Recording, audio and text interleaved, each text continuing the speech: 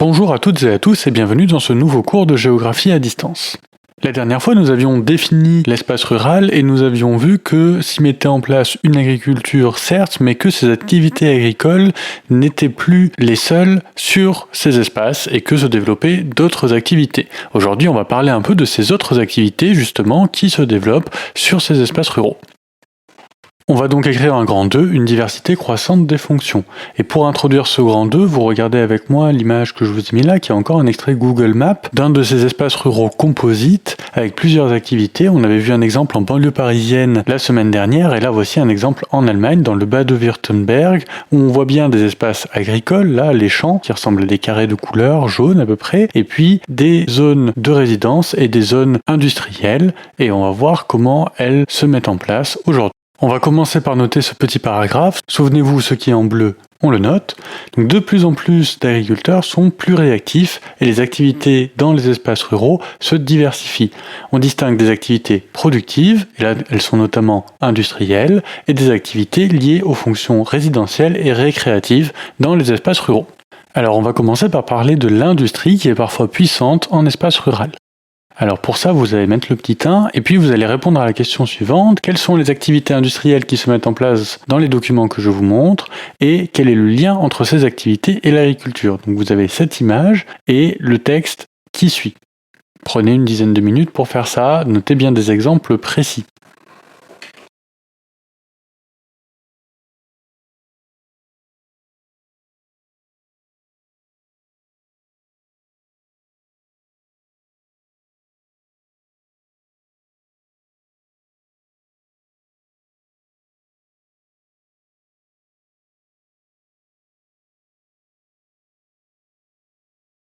Notons quelques idées de correction. Donc vous l'avez vu, là on est au Rwanda et pour développer quelque chose qui rapporte plus d'argent, on ne fait pas seulement de l'agriculture, mais on va aussi mettre en place une industrie qui produit des huiles essentielles à partir des produits de l'agriculture qui sont les fleurs que l'on cultive. Donc c'est une manière de rendre plus rentable l'agriculture en transformant sur place les produits par des moyens industriels. Et on voit sur la première image qu'on est plutôt sur une petite entreprise locale. Alors, on va généraliser à partir de cet exemple. D'abord, on peut noter que la présence de l'industrie dans les espaces ruraux n'est pas nouvelle, en particulier dans les domaines liés à la transformation de produits agricoles, comme les industries agroalimentaires et textiles, ou dans les domaines liés à l'extraction minière. Pourquoi est-ce que l'industrie s'installe dans les campagnes? Parce qu'elle y trouve des ressources, de la main-d'œuvre, des terrains disponibles, et en même temps, on reste proche des espaces urbains. En France, plus de 2/3 de l'emploi industriel est localisé dans des espaces périurbains et ruraux. De nombreuses friches industrielles rurales le rappellent dans les pays du Nord, ainsi que dans le nord-est de la France. Dans les pays du Sud, comme dans l'exemple qu'on a vu, cette industrie rurale est présente, souvent sous forme artisanale peu rentable, ou bien quand elle est très industrialisée, c'est souvent avec de faibles retombées sur le territoire. C'est le cas souvent dans l'extraction minière. Les mines d'or, les mines d'uranium, etc. bénéficient peu à l'État ou à la collectivité locale qui s'en occupe, mais elle est plutôt mise en place par des pays plus riches qui extraient et transforment eux-mêmes ces produits miniers. Alors voyons un autre exemple avec le croquis ici qui vous montre un espace rural multifonctionnel au Vietnam. Demandez-vous autour de quelle activité industrielle cet espace rural est organisé et pour ça citez des éléments précis du croquis et essayez de regarder quelle est la cohérence entre les éléments. Prenez quelques minutes pour faire ce travail, on fait la correction ensuite.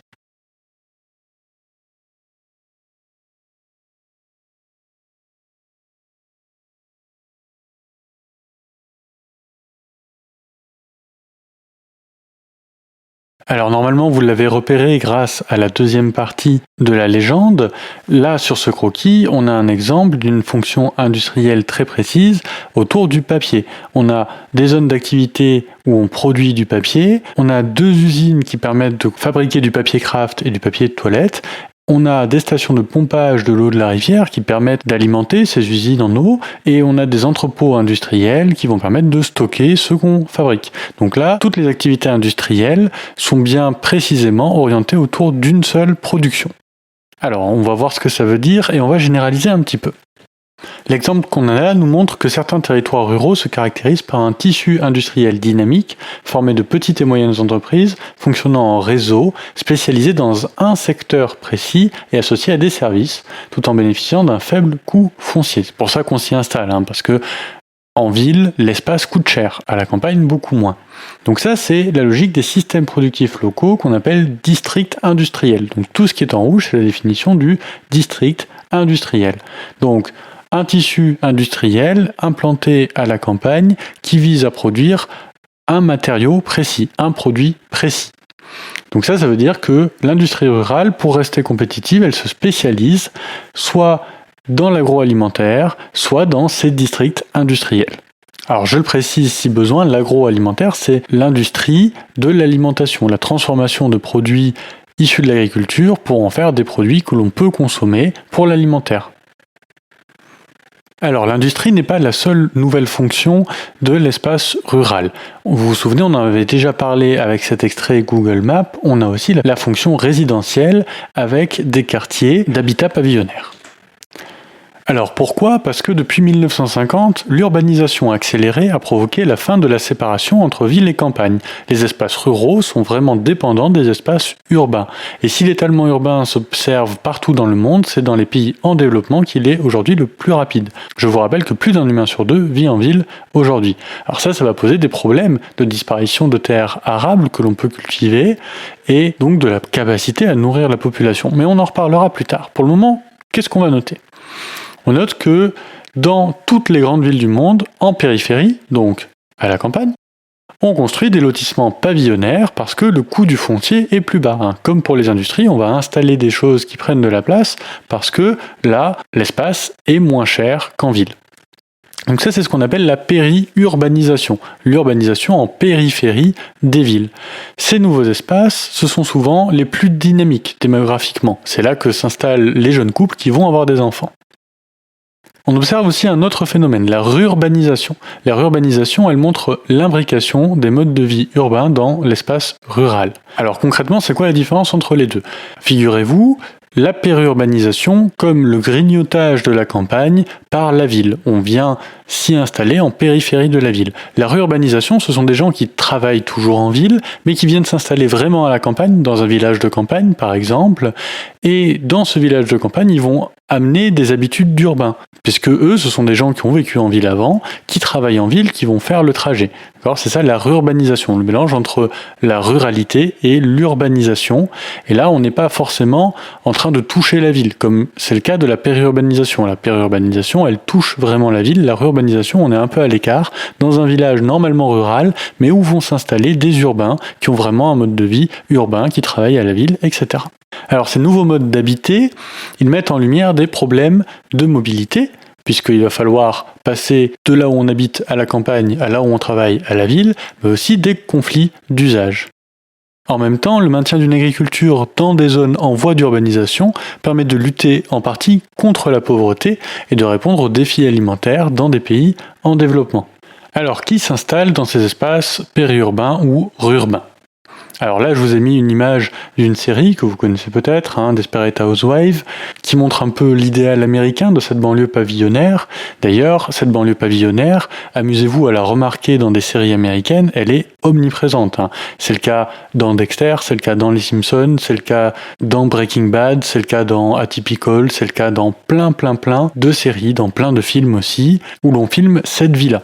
Alors ces espaces, ils vont attirer des profils socio-économiques très différents. Mais qui sont les personnages dans ces séries ? Ce sont souvent des personnages qui appartiennent à la classe moyenne, puisque on recherche à la fois un coût moins élevé des maisons et une qualité de vie suffisante. Donc, si vous voulez, le cliché de l'habitant de zone périurbaine ou urbaine, c'est quelqu'un qui appartient à la classe moyenne. Cependant, il y a des exceptions. Alors, quelles sont-elles ? Alors d'abord, il faut noter que la part des populations pauvres dans ces espaces est malgré tout importante. Ces populations pauvres, elles sont marginalisées dans les espaces périurbains, dans des quartiers informels qui sont les bidonvilles, souvent en périphérie des grandes villes. Donc là, on n'est pas du tout dans des logements pavillonnaires individuels, mais plutôt dans un amas de logements informels et on cherche la zone de non-droit où on va pouvoir s'installer parce qu'il n'y a rien à cet endroit.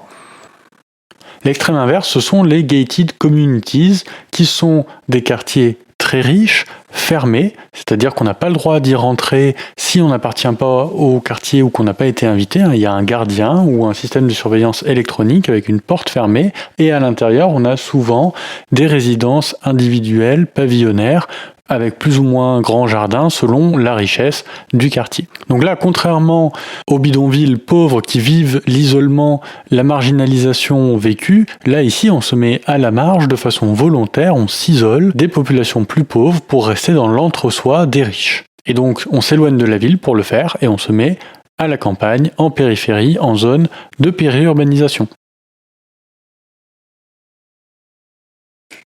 Alors, dernière fonction, après l'industrie et le résidentiel, le tertiaire et le tourisme. Pour les habitants de la campagne, que ce soit les anciens ruraux ou les nouveaux, les néo-ruraux, ceux qui habitent en rurbanisation ou en périurbanisation, donc pour ces habitants, les espaces ruraux, ils ont une fonction résidentielle, et cette fonction résidentielle, elle implique la présence de fonctions ternaires, de services, et ces services vont être inégalement présents. Qu'est-ce que c'est que ces services ? Simplement du commerce, de l'éducation, des écoles, des services médicaux et paramédicaux, des loisirs, etc. Tout ce qu'il faut pour vivre à cet endroit. En plus de ces services, une autre activité tertiaire va se développer, c'est le tourisme. Alors lisez le texte qui est là et regardez quels sont les éléments qui poussent l'activité touristique à se développer aussi à la campagne, alors qu'en général, elle se focalise surtout sur les grandes villes pour leur attrait culturel, et puis quelques espaces naturels, attractifs. Prenez quelques minutes pour lire le texte.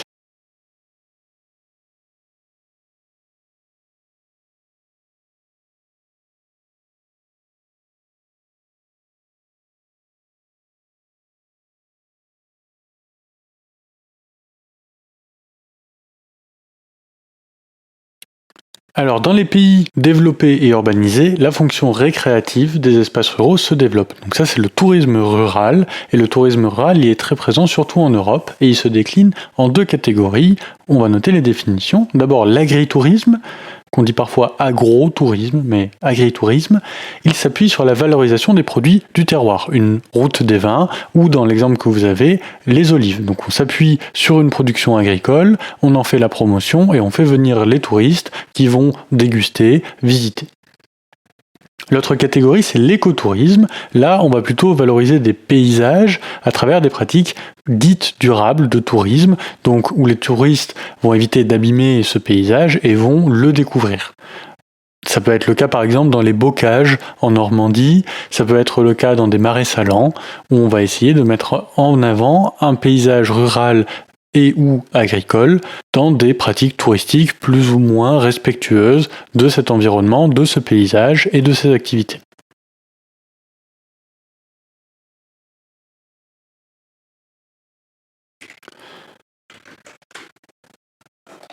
Donc vous l'avez vu, partout dans le monde, l'espace rural, c'est un espace multifonctionnel, où il n'y a pas que de l'agriculture, il y a plusieurs fonctions. Alors dans les pays des Suds, les emplois non agricoles dans l'artisanat ou dans le commerce alimentaire se développent en lien avec la demande des villes. C'est une source de revenus supplémentaire pour les espaces ruraux et ça renforce le lien entre la ville et la campagne en limitant l'exode rural. On n'est pas obligé d'aller à la ville pour aller travailler. Dans les campagnes du Nord, dans les pays développés et urbanisés, la multifonctionnalité des espaces ruraux, c'est un outil de développement rural. Dans le cadre de projets d'aménagement à l'échelle locale, la diversification fonctionnelle apparaît comme une solution pour redynamiser des espaces ruraux qui ont perdu, dans les décennies qui précèdent, beaucoup d'habitants. Elle permet d'y maintenir des habitants, des services et des activités économiques. Voilà, c'est tout pour aujourd'hui. On se retrouve la semaine prochaine. D'ici là, portez-vous bien. À bientôt.